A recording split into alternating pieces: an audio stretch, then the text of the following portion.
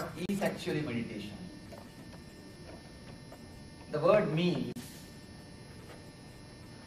according to Oxford Dictionary, contemplation, remembrance, or pondering over a thought or an idea. In the East, they have a word for this meditation, dhyana.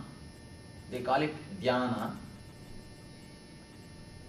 But the word dhyana is not exactly translated by the word meditation. Word dhyan has got some more dimensions. It has got some more things to be understood. Let me give the meaning of dhyana.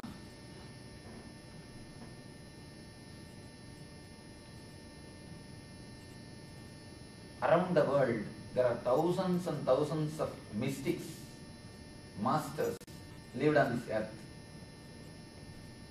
Around the world, thousands and thousands of groups, spiritual groups, esoteric groups, mystic groups, religions, people who preach their ideology.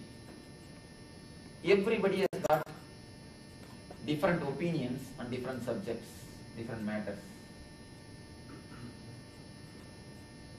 Jesus, Buddha, Mahavir, Christ, Mahavir, Krishna. There are thousands and thousands of masters who have got thousands of views on various subjects. But on one subject, on one thing, everybody, almost all the masters, they agree on one ground. Everybody says man is not using his total potentiality. Man is not as he thinks to be. You are not using your total potentiality. You are not exploring all your dimensions. As far as this one concept, one idea concerned, as far as this one idea, everybody, almost all the masters, all the mystics, all the saints, seers, they agree. Directly, or in other words, they agree that you have not explored, you have not used all your potentiality. You have much, much, much more than what you think you have. You are something much more than what you think you are. Dhyan means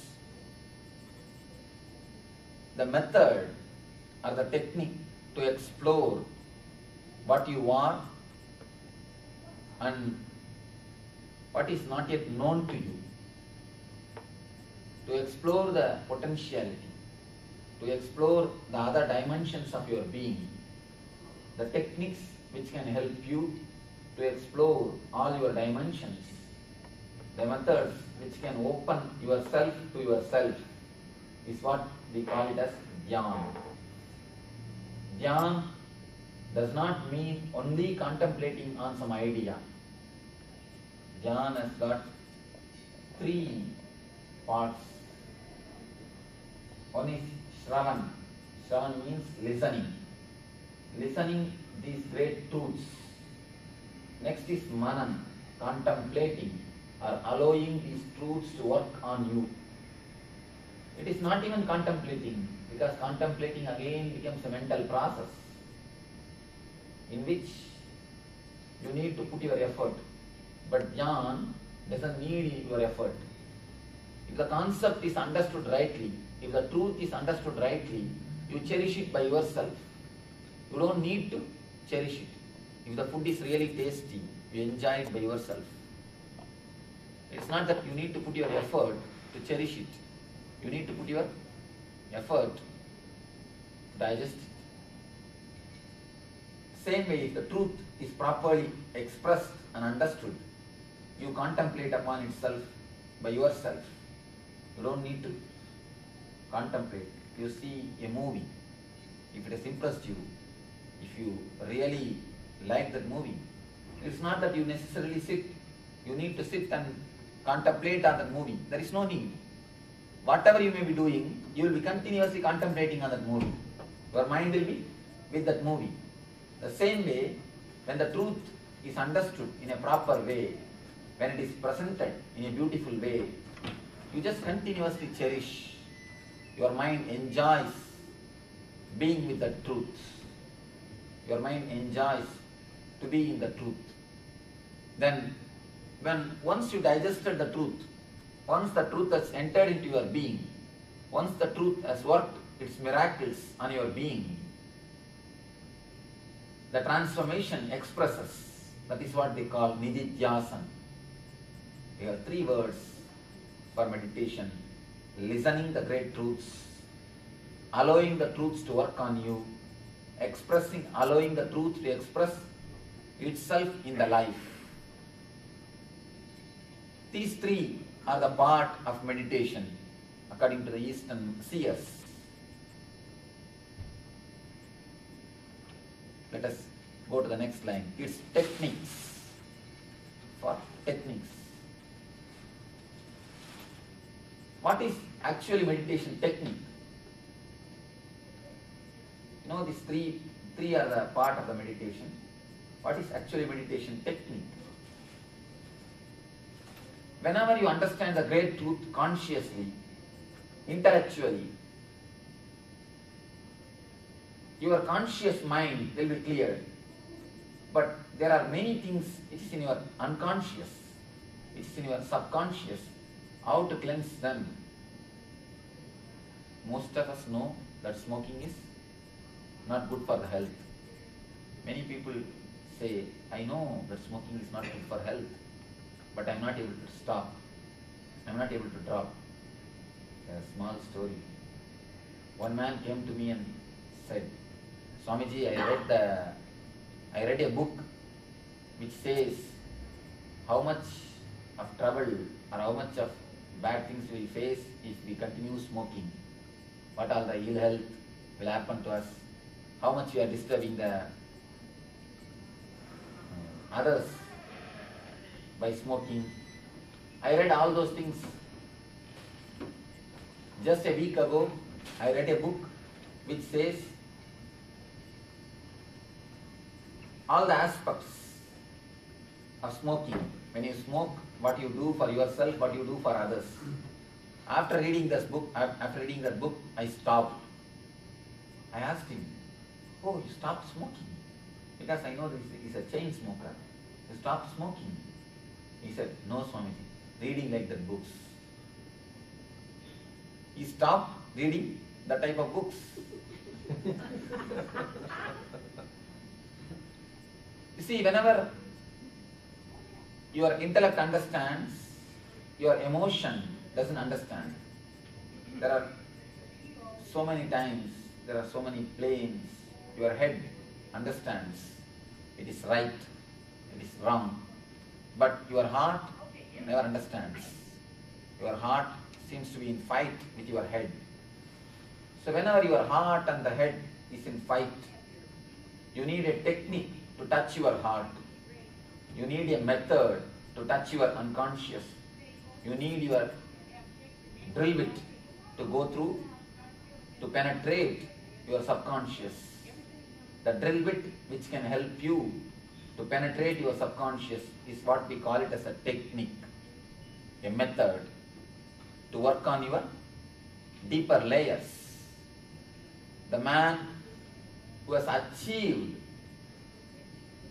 the enlightenment, that is what we call in the East, your God consciousness, the ultimate.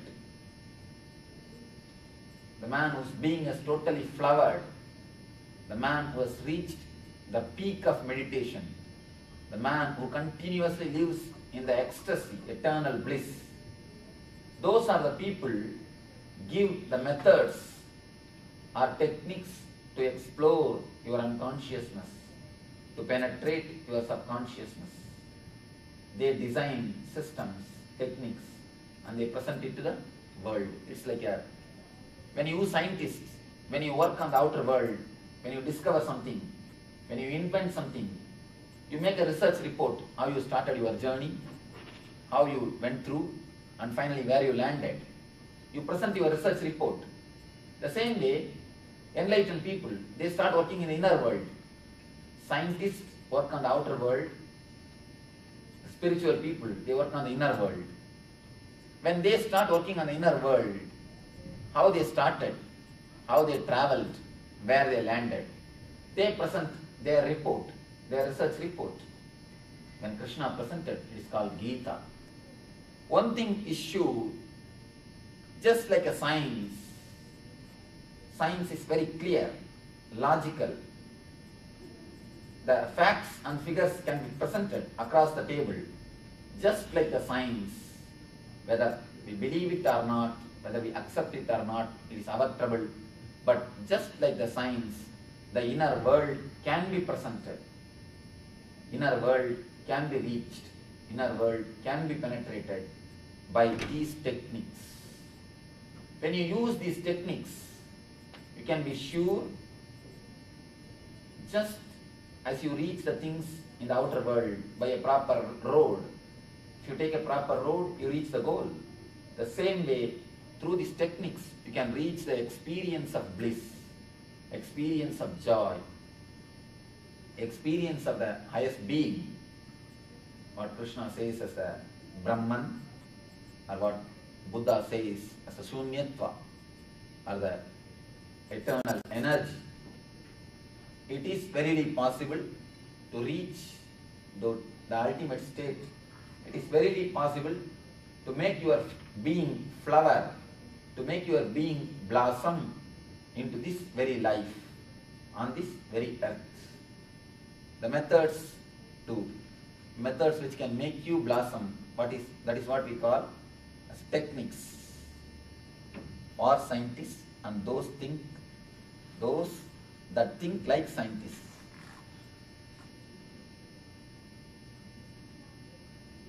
Meditation is more necessary for scientists, because scientists use all their energy in the level of intellect, one portion of their being. Man as such is a trio, is the Trinity. I can even say the word Trinity. Head, heart and the being. Head is an intellect, the system with which you do all the calculation, logical thinking, or all your thoughts are analyzed, all your data are processed, the portion with which you process all your data, all your informations, all your intellectual knowledge. There is a next portion called emotion, or your heart, your being, on which almost we don't work. All our problems, all our misunderstandings with the nature is nothing but the misunderstanding of your own heart.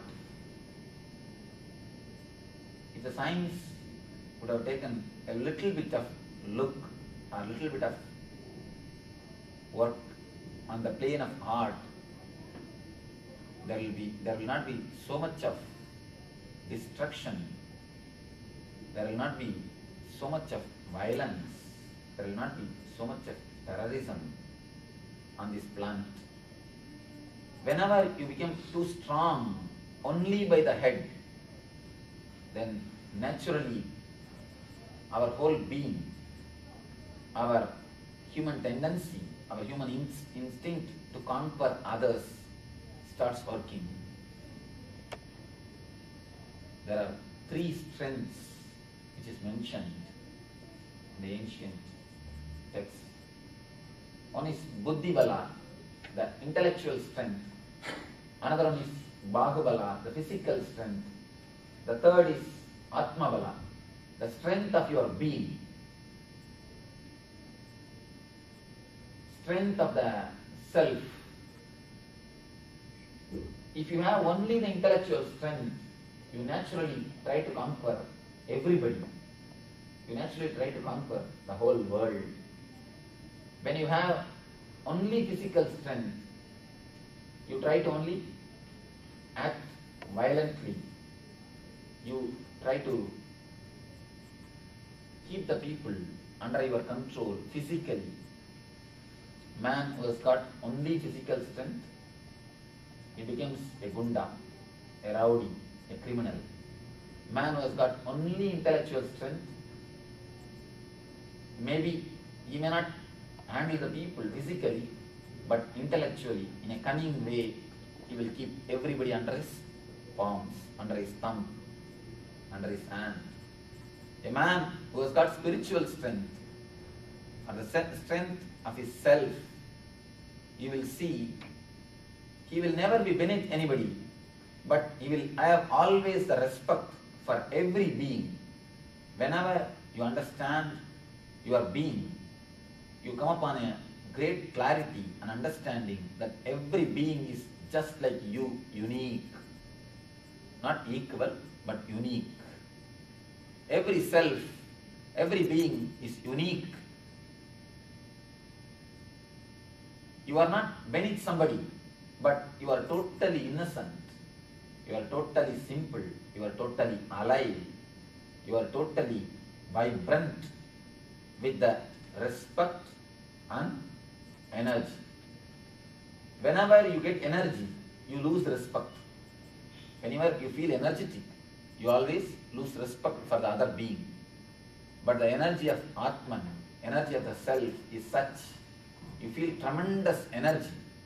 You feel vibrant, alive, energetic, but you never feel like controlling the other man.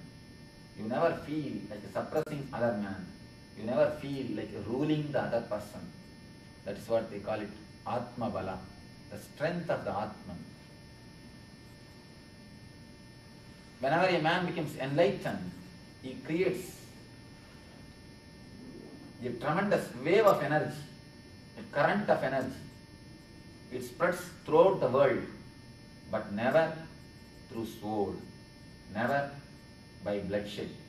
It is always by love and compassion.